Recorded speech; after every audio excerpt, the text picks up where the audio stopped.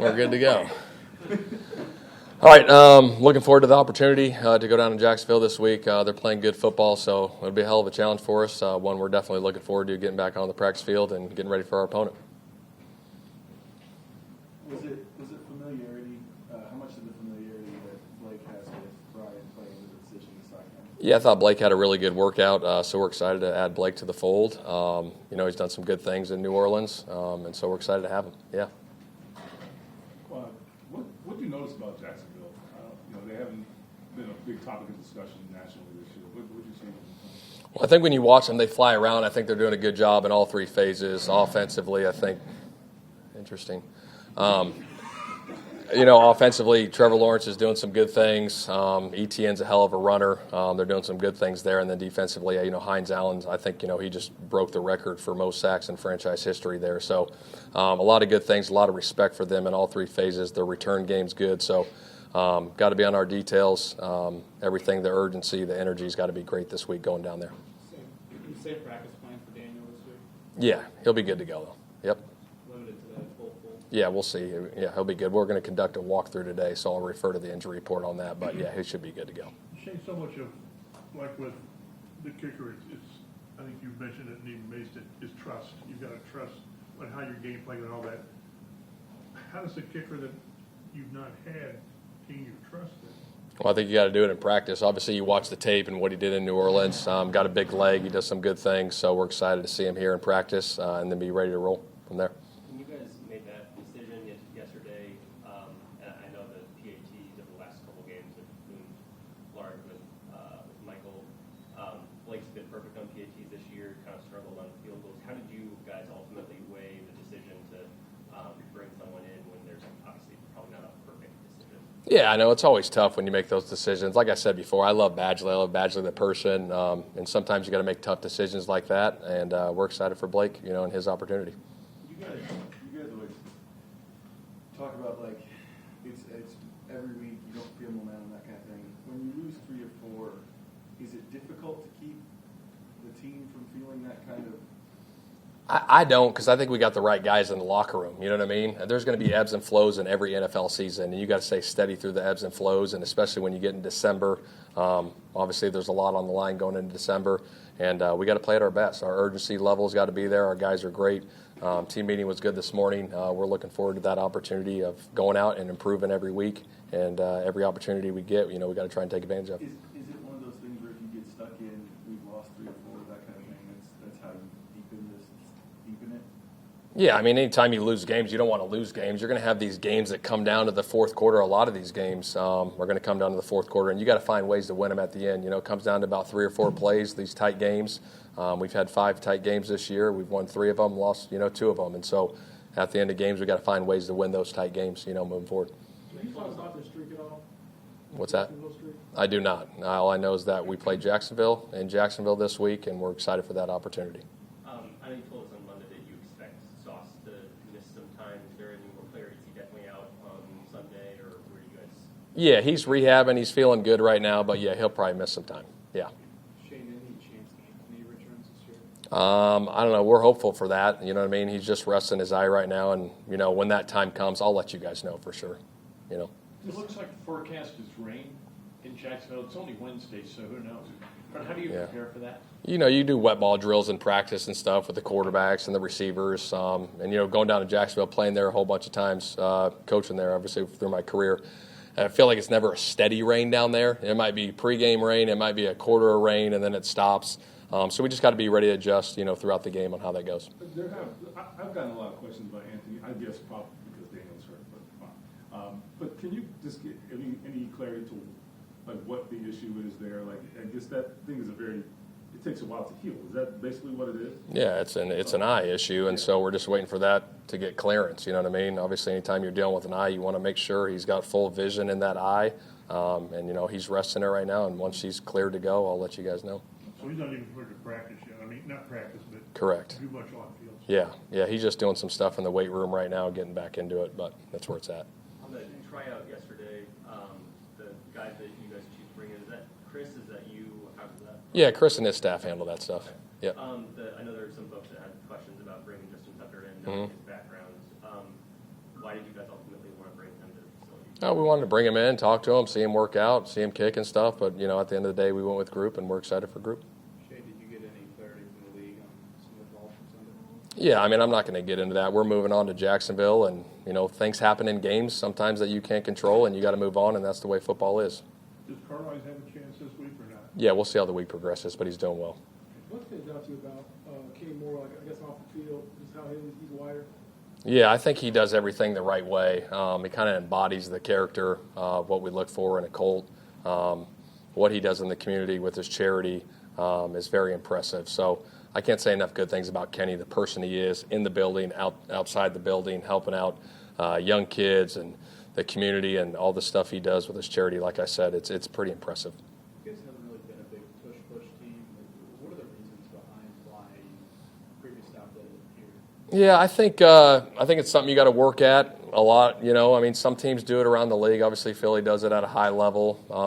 I think it's certain looks that you can get, whatever it is, how the teams are playing it. But teams have success sometimes not doing the push as well too, and just sometimes if you're not all up in there, they're not all up in there, and you have success doing it. I don't know. I think there's a lot that goes into it, and I think it's the repetition too. It is hard to rep the QB sneak in practice. A lot of teams, it's a lot of walkthrough stuff that you got to do because it is a lot of bodies banging in there. So yeah, to answer that question, I think it's a team by team basis on how they feel about it. Was it just involved with the snap with Tyler on? Yeah, we just didn't get the snap there on that one. Yeah. Shane, earlier in the year, Daniel was an MVP conversation guy, but he's not there now. Now the MVP level is kind of the borderline of where he has to play. But what's changed? I think it's an NFL season.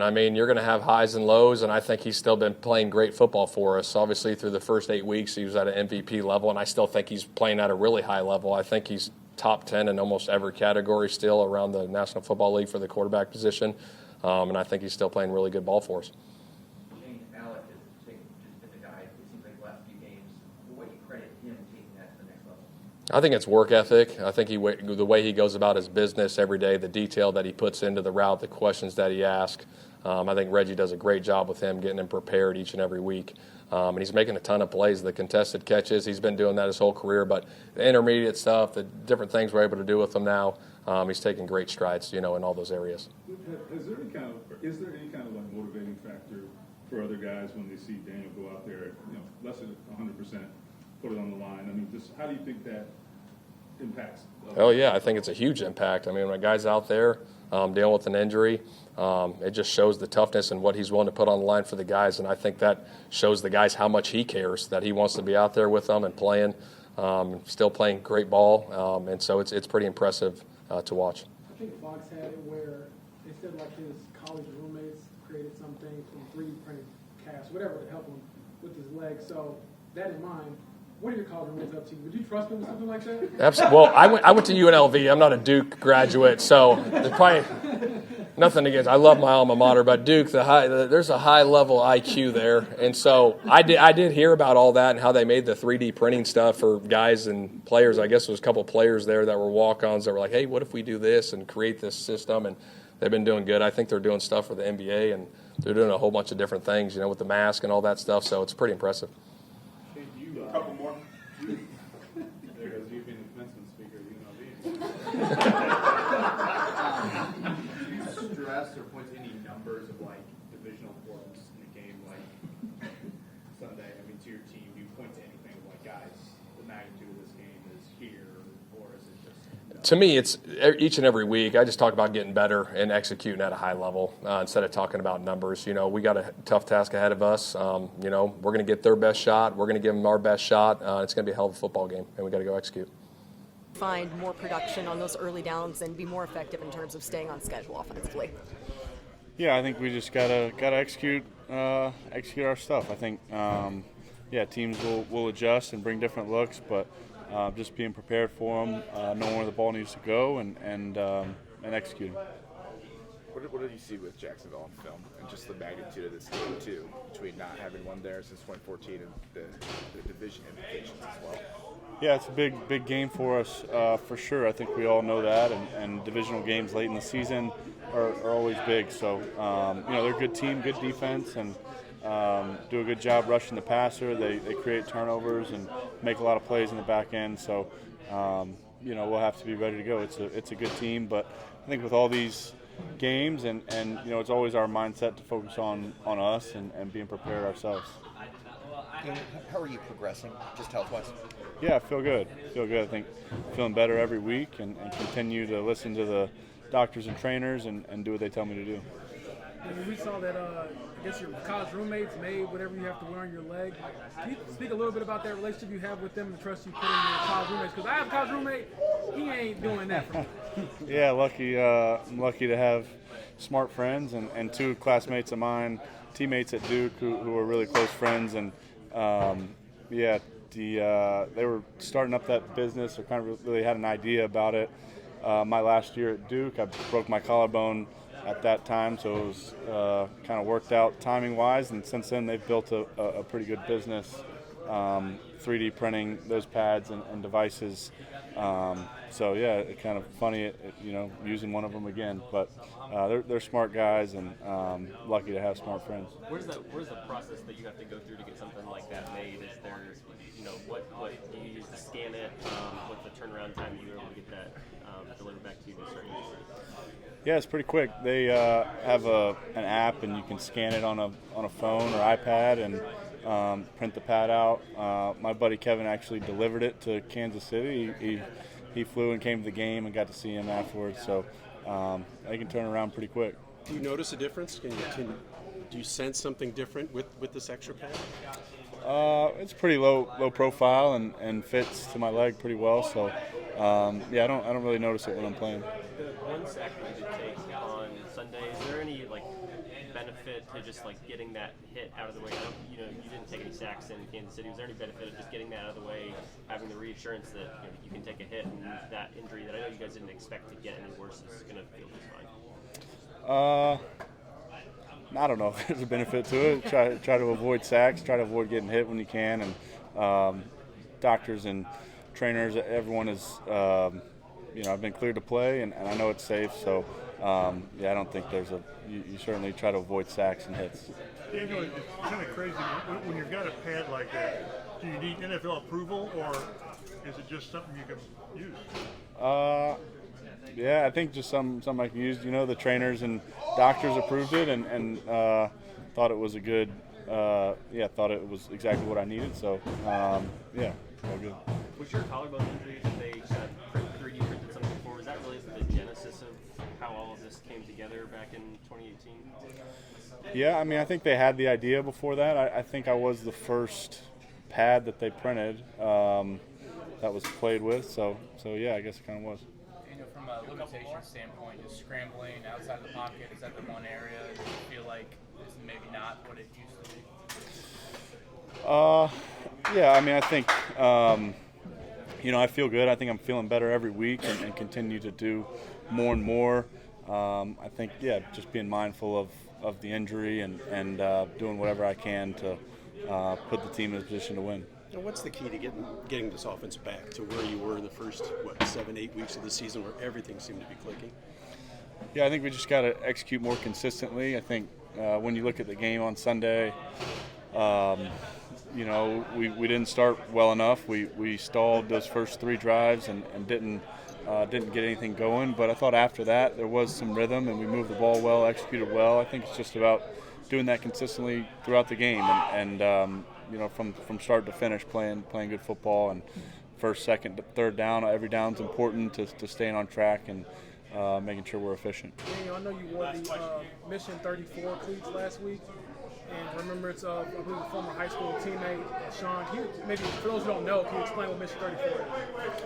Yeah, Mission 34. I had a buddy in high school who I played basketball with who committed suicide in college, and his parents started Mission 34 as a foundation, a charity to spread awareness and educate people on just the mental health struggle, the mental health crisis, and ending the stigma around that. So I think it's a great cause, and I've enjoyed helping when I've been able to, and I think it ties in well to the Irsay family and kicking the stigma movement here with the Colts. So it's been an honor to represent Mission 34. I think they're doing a lot of good work back in Charlotte, where I'm from, and certainly spreading out around the country.